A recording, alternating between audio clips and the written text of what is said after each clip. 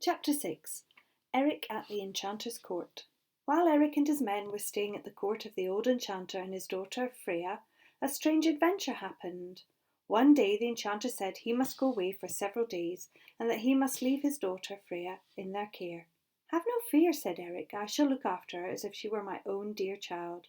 And so the enchanter left, riding on a huge black pig, and Erik and his men continued to repair their ship, Golden Dragon. That night, when the wind was howling outside round the palace and they were all gathered in the great hall around a blazing fire, the enchanter's daughter Freya stood up and said, "Which one of you has taken my shoes?" Erik and his men looked one to the other, and they all shook their heads and said not one of them would have ever dreamt of taking Freya's shoes. "They were on my feet but a moment ago," said the enchanter's daughter, "and now they are gone." And she showed her bare feet to everyone. And Erik's men all agreed that they were elegant white feet, but no one had any idea of what had happened to her shoes. So they ate some more and passed the mead jug around, and by, Freya rose to her feet once more and her face was clouded. "What is the trouble?" Freya asked Erik. And Freya said, "It grieves me to ask, but which one of you has taken my ring?" Well, Erik's men looked one to the other, and then they shook their heads, and Erik replied, "Freya, we are not thieves and robbers. Not one of us would ever take your ring." "It was here on my finger but a moment ago," said the enchanter's daughter, "and now it is gone." And she showed them their hand. Erik's men all agreed it was a delicate white hand, but none of them had any idea of what had happened to her ring. So they ate some more and passed the mead jug around, and the fire burned brighter and redder, and then all of a sudden they heard a cry, and Erik and his men turned, and there was Freya, the enchanter's daughter, standing as naked as the day that she was born. "Who has taken my clothes?" she cried, and she burst into tears.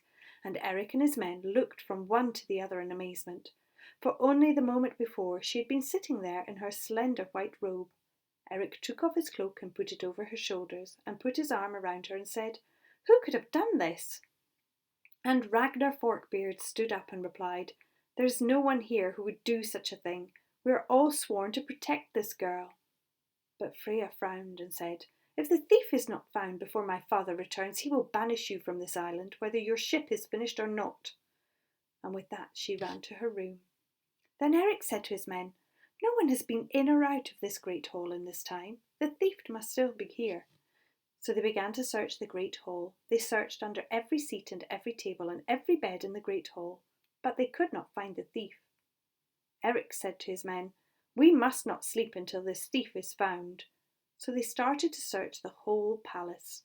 They searched the corridors, the bedrooms, the rooms of state, the kitchens, the cellars, the turret rooms and the closets, the cupboards and the chimneys, under the floorboards and behind the tapestries. They even looked for secret passages and hidden rooms and found plenty. They even searched the old enchanter's private study, but they could find neither hide nor hair of any thief nor any shred of Freya's clothes. Dawn was breaking, and Erik and his men were very tired, for they had been searching hard all night, when Freya appeared before them and said, "Well, have you found this thief?" They all shook their heads, and Freya looked at them and said, "The shoes and the robe were presents my father gave me before he left. If the thief is not found, I fear my father will turn you back to stones in his anger." So Erik and his men redoubled their efforts. All day they searched the palace grounds. They looked in every conceivable place, in the stables and the outhouses, in the barns and the chicken houses and the wash house and the cattle sheds, under the hedges and in ditches, in the grass and amongst the flowers, up trees and in the bushes. They looked everywhere. And that evening they all assembled together, and Freya asked them, "Well, have you found the thief?" They all shook their heads, and Freya frowned and said, "The ring was my grandmother's ring. My father gave it to me before he left. If the thief is not found before he returns, I fear he will go mad with anger and shut me away again in that dark cave." Then Erik stood up and said, "That we will never allow him to do. We shall find this thief before your father returns." And with that they started to search the whole island.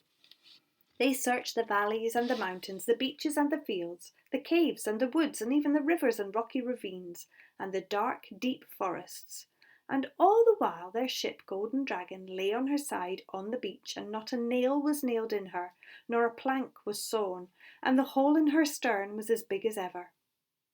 On the day when the old enchanter was to return, Eric and his men gathered in the great hall, and they each looked anxiously at the others. Then Freya appeared before them and said, "Surely you have found the thief by now."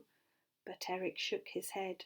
"We have searched every stone and every leaf of this island, and we have found neither hair nor hide of this thief." Just then the door burst open, and in strode the old enchanter himself. Eric and his men threw themselves on their knees before him, and Eric explained what had happened.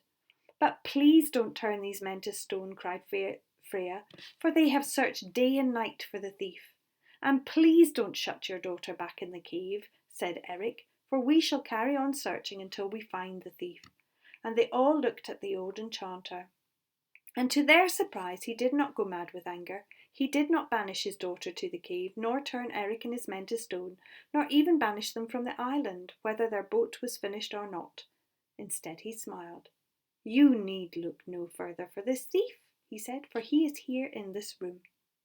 Eric's men looked at each other, and Freya looked from her father to Eric, to Thorkild and Sven the Strong, and from Sven the Strong to Ragnar Forkbeard, and then back to her father. "But we have searched every nook and cranny of this great hall," she said. "The thief could not possibly be here." "There's one place you have not looked," said the old enchanter, and he called his daughter over to him and sat her on his knee. "You never looked here." And with that he quickly pulled his hand into Freya's hair and pulled out a little goblin as black as soot, which kicked and screamed in a little high voice, "Let me go!" But the old enchanter held it firm between his fingers. "This is the mischief maker," said the old enchanter. "This flibberty-gibbet, this snatch troll. I thought it was harmless, but as soon as my back was turned it got up to its old tricks, hey? Very well." And he put a spell on the little creature, and it turned into a little black puppy, which he gave to his daughter, saying, "There, now it may get into mischief, but it won't stop these men doing their work in the future."